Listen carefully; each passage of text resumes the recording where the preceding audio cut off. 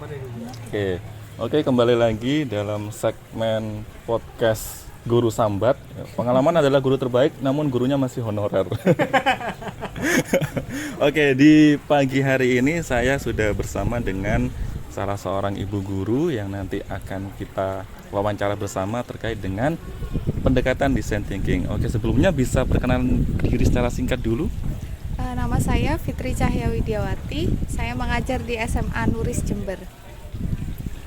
Berarti ini saya manggilnya ibu atau mbak ya? Bebas, boleh ibu, boleh mbak, boleh kak atau apa terserah. Oke, karena dari looknya masih muda ya, saya manggil Mbak aja ya, Mbak Fitri. Mbak Oke, Fitri, baik. oke baik. Mbak Fitri tadi di SMA Nuris mengampu mata pelajaran apa dan sudah berapa tahun? Saya mengajar di SMA Nuris di mata pelajaran biologi mulai tahun 2018. 18 berarti cukup lama ya, 18. Oke. Apakah sebelumnya pernah mengajar di sekolah lain sebelum ke SMA Nuris? Belum, fresh graduate langsung kerja di SMA Nuris Jember. Oke, berarti the one and only ya, satu-satunya ya di sekolah Nuris. Oke.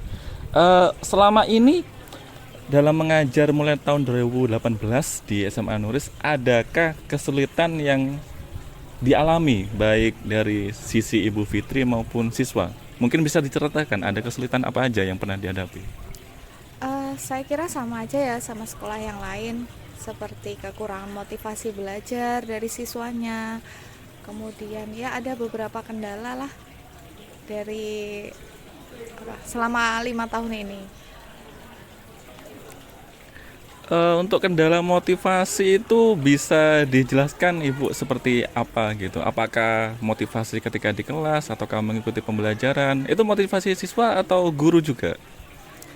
Biasanya sih motivasi siswa ya, karena kalau di SMA Nuris itu kan berbasis pesantren. Jadi di sana mereka pasti bangunnya jauh lebih awal, kemudian tidurnya juga biasanya agak larut karena ada agenda-agenda keagamaan seperti itu.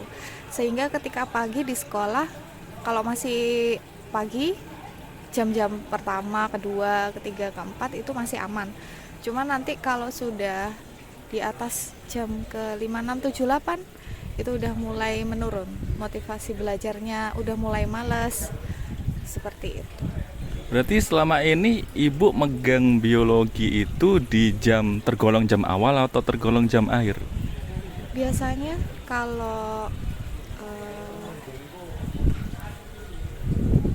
pernah sih di awal, pernah di akhir. Tapi lebih banyak di akhir. Oke. Nah, tadi masalah utamanya itu motivasi ya. Kira-kira cara Ibu mengidentifikasi bahwa di kelas itu siswa A tidak termotivasi, siswa B kurang motivasi itu bagaimana Bu? Melihatnya atau cara identifikasinya bagaimana yang Ibu lakukan? Biasanya ketika mengajar itu kan ada apa kayak persepsi ya, mulai mengajarnya, terus tanya kabar ke siswanya, kemudian mulai masuk ke inti, ke pembelajaran, itu kan ada perubahan ya setiap siswa. Nah itu kita kan harus tahu siswa siapa aja yang kira-kira mulai lemes, mulai kekurangan semangat untuk belajar itu. Jadi kita identifikasi di sana. Ibu pernah itu enggak dari yang tadi itu ada siswa yang lemes? Pernah Ibu coba dekati secara personal melalui wawancara atau tanya jawab gitu untuk menanyakan permasalahannya? Pernah nggak? Kalau untuk 1 kali 2 kali kan masih tergolong wajar ya.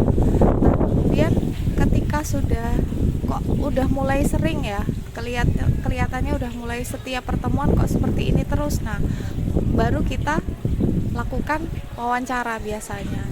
Ketika ngumpulkan tugas itu kita ajak ngobrol, kenapa kok akhir-akhir ini menurun seperti itu. Oke, berarti dari permasalahan yang muncul, pelaksanaan pembelajaran biologi yang Ibu lakukan itu tetap memperhatikan masalah tersebut ya. Karena kan dulu ketika kita sekolah kan jarang ada guru yang seperti itu ya. Ada masalah ya sudah gurunya terus ngajar aja gitu tanpa mempedulikan masalah. Kalau yang selama ini Ibu lakukan bagaimana? apakah diperhatikan masalah tersebut untuk dilakukan tindak lanjutnya? Apakah ya sudah dibiarkan, yang penting pembelajarannya berlangsung? Oh, kalau di sana memang kami semua guru itu dituntut untuk memahami eh, keadaan siswa ketika belajar. Jadi nggak bisa kita lepas tangan karena memang kan salah satu tanggung jawab kita sebagai guru yaitu meningkatkan motivasi belajarnya, kemudian mencari cara gimana anak ini bisa semangat lagi gitu. Nah, dari mencari cara itu pernah nggak Ibu kayak mendesain atau merancang sebuah ide mungkin, atau metode atau kegiatan yang dilakukan untuk menanggulangi masalah yang muncul? Pernah nggak Ibu? Dalam bentuk apa kira-kira? Biasanya gini, ketika misal pertemuan pertama kedua dalam metode ceramah itu terlalu biasa mungkin ya, jadi mereka kan biasanya lebih ke bosan. Nah, kita desain seperti praktikum atau membuat produk, dan di sana kita sisipkan materi-materi pembelajaran sehingga mereka bisa meningkat lagi. Oh, berarti sudah ada upaya ya dari mendesain itu berdasarkan permasalahan yang muncul dari siswa gitu. Oke.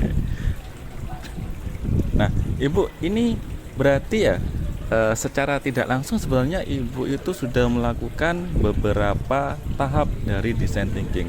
Kita akan mulai masuk ke tahapan design thinking ya, Bu. Pernah dengar design thinking nggak, Ibu?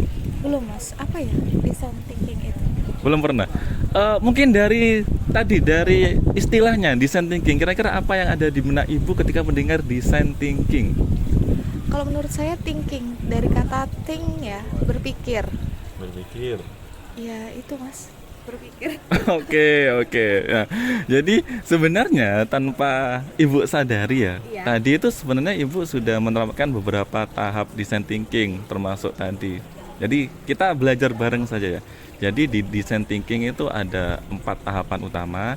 Yang pertama adalah empathize atau empati. Nah, tadi Ibu itu sudah menerapkan empati sebenarnya. Jadi ada siswa yang terlihat kesulitan, kurang motivasi, Ibu dekati gitu ya, Ibu perhatikan, tidak tidak langsung pembelajaran diteruskan gitu kan ya.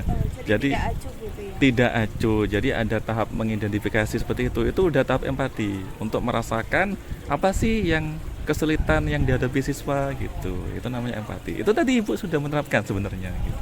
Terus yang kedua itu define. Define itu maksudnya adalah merumuskan tujuan. Tadi misal ada siswa yang kekurangan motivasi, maka apa yang bisa kita lakukan? Misal tadi Ibu ada apa tadi? Praktikum ya. Nah, itu bertujuan untuk itu tadi meningkatkan motivasi melalui praktikum. Itu sudah masuk define sebenarnya. Cuman beda istilah aja mungkin ya Ibu yang tidak familiar ya. Ya. Terus ada, nah ini mungkin Ibu yang tadi itu sudah muncul tapi ada beberapa yang belum muncul. Terus ada ideat. Ideat itu kita merumuskan idenya baik dalam bentuk media atau dalam bentuk kegiatan seperti Ibu tadi lakukan praktikum, terus ada materinya itu tadi ya. Nah, itu namanya ideat. Nah, mungkin yang belum muncul itu dari tahapan design thinking adalah fase prototype dan testing gitu. Gimana itu, Mas? Jadi harusnya kalau dalam fase design thinking, ide yang sudah kita buat berdasarkan masalah itu harus dibentuk prototipenya. Prototip itu kalau bahasa singkat itu apa ya Bu ya, prototip? Purwarupa atau rancangan mini gitu loh, yang nanti akan diujikan kepada target selain target yang kita inginkan gitu. Misal tadi Ibu kelas berapa yang diterapkan praktikum itu? 10 IPA 2 misal. 10 IPA 2. Nah, harusnya sebelum diaplikasikan ke 10 IPA 2, proses praktikum itu tadi dan kegiatan-kegiatan yang ada itu Ibu uji cobakan dulu. Boleh ke siswa lain, boleh ke teman sejawat gitu. Atau boleh uji coba terbatas ke siswa kelas tersebut. Baru ketika dirasa, oh metode ini atau cara ini, media ini sudah tepat nih untuk mengatasi itu, barulah kita uji coba langsung ke kelas untuk mengatasi permasalahan gitu. Dari situ sudah tergambar belum Ibu design thinking itu seperti apa? Oh, sudah Mas. Jadi bisa lah saya terapkan mungkin ya nanti di tahun ajaran